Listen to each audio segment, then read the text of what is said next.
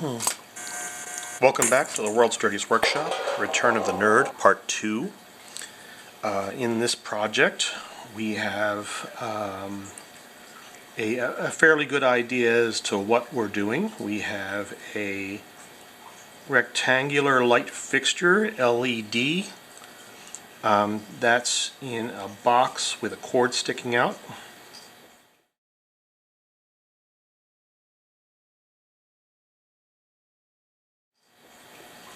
And that LED fixture is tied to a block of wood that is thicker, considerably thicker and larger than the LED fixture itself. Now that is going to have a roof on it. Now, we're going to have to draw this hidden a little bit, and I think the way we're going to do that is we're going to probably use a red pen. So that roof is going to stick out to there, right?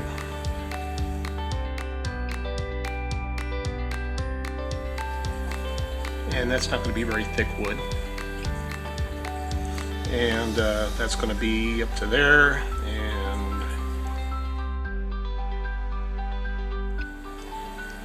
There we go. Okay, so there's your roof. Now, we're going to have some rebar down here.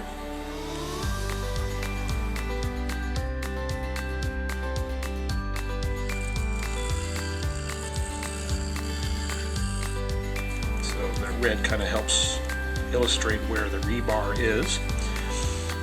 The cables are going to come out the side, right?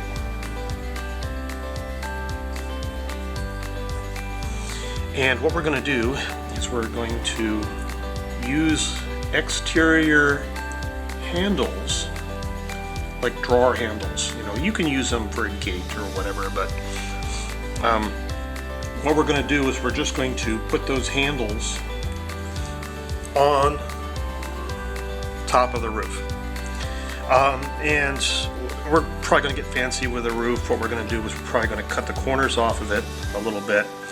And we might give the roof a little bit of a slope. We might make the roof a little bit thicker. So we're going to leave those up to you to wait for. And when we get to the end of the video, you'll see what it looks like. You may have already seen them at the end of the first video being painted. It's really a pretty fun little project. I really enjoyed doing it, and I really like sharing it with you.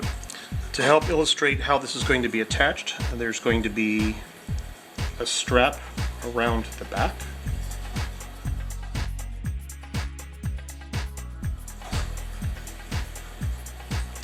On both sides. And what we're probably going to do is we're going to notch the wood out, probably front and rear.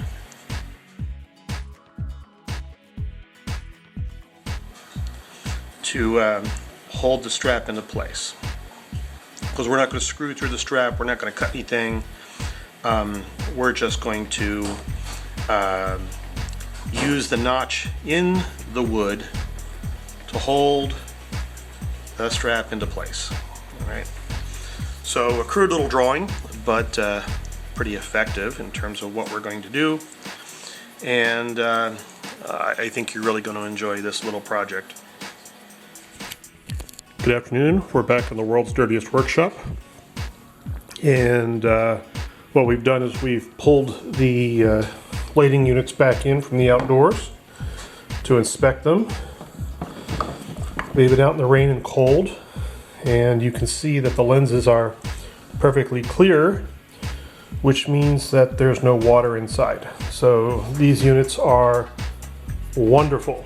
They're really great, husky workshop units, and they appear to be sealed very well. So we're going to use these for our exterior lights. There's one more over here. Just have to flip it over, and it also appears to be just fine. So we're going to take these and finish up the project using these assemblies as they are. We're going to put little roofs on each one of these, and maybe even a little side panel.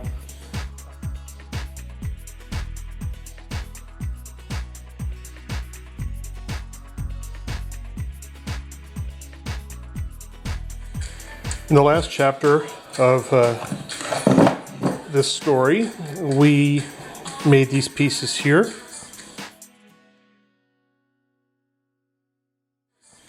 And now I need to see which one of these is going to be the scrap.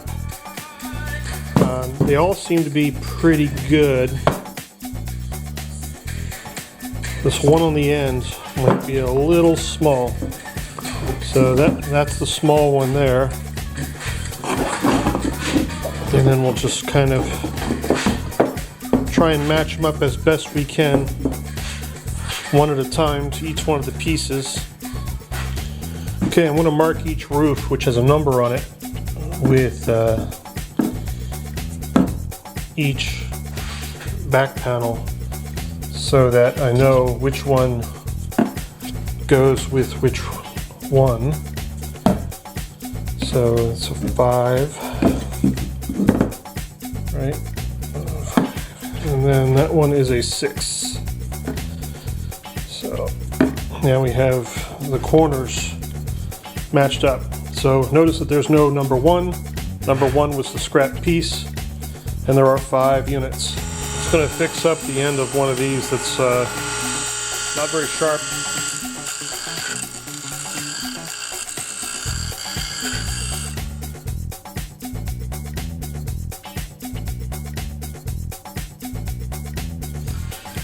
One of the things I discovered while I was playing around with a bench grinder is if I stick this part of the back into the bench grinder, I get exactly the notch I need. So yeah, I did a lot of hand cutting, but I can finish the shape off with a bench grinder, and it happens pretty quickly. One of the things I thought about was, instead of having these sharp corners which you can hit with your leg while you're gardening, I'm going to take off the corners in the front, something like that. So the back side is square, the front side has these 45-degree angles, and then I'm going to cut each piece.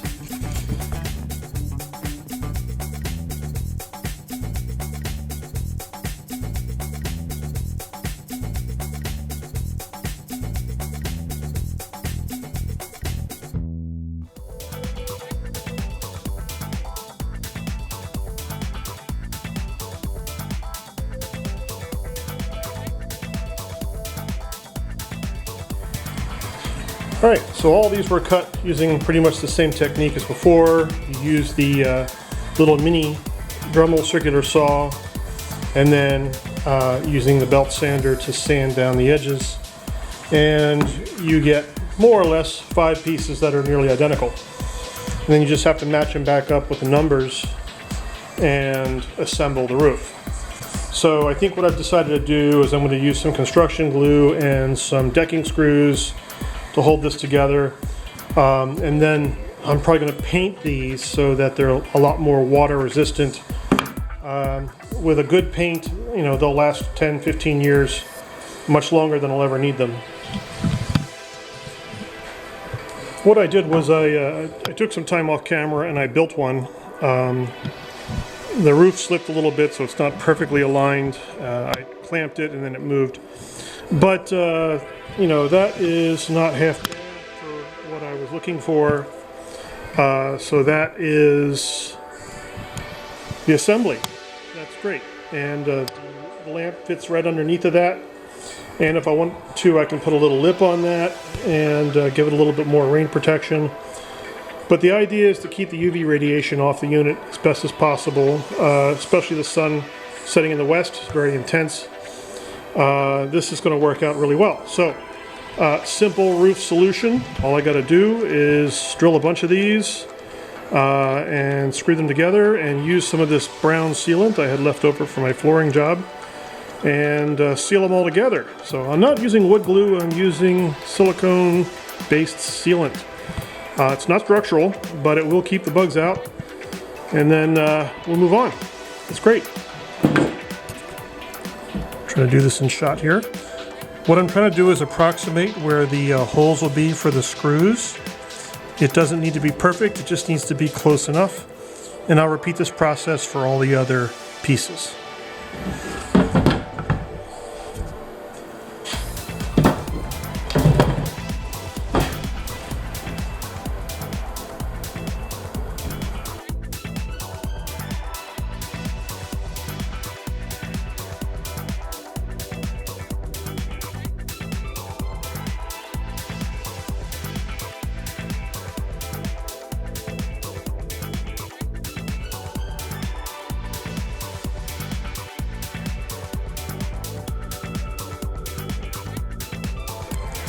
Now I need to run a bead of adhesive down the top of each one of the assemblies.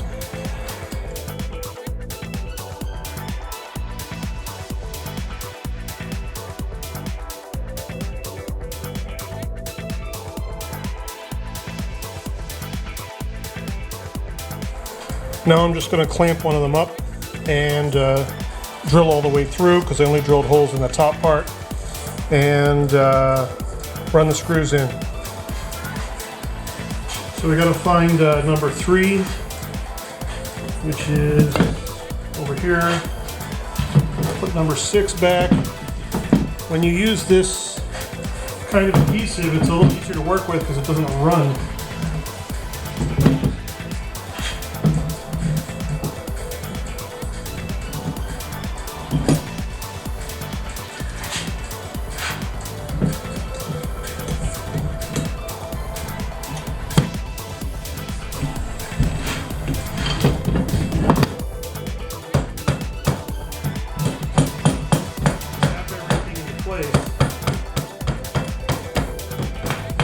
Tap it all into place. After you clamped it, kind of square. This is where I kind of screwed up on the first piece. Is I tapped it into place, then I went to drill it and it moved. So good to do one, make a mistake, and then fix it. So here we're just going to drill in.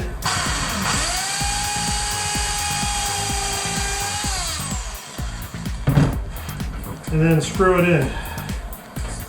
If you have a really long extension for your screw gun, you're more likely to get it straight. That's wonderful. Let's try doing that without pre-drilling, because that was a bit of a pain in the butt. And you know what? That works just fine. Mosquito. This pressure treated wood is very easy to screw into.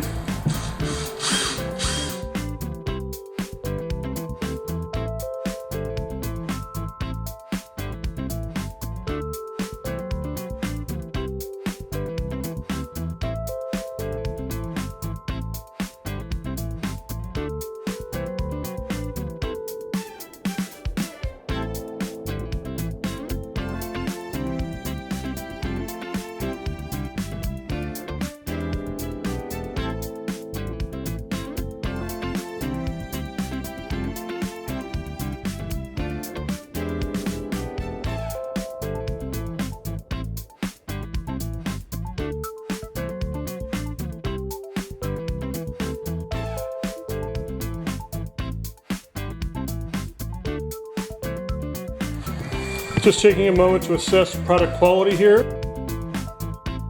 And it looks like we did a pretty good job with each one of these, making the roof as simple as possible. Go in the munch. Go in the munch.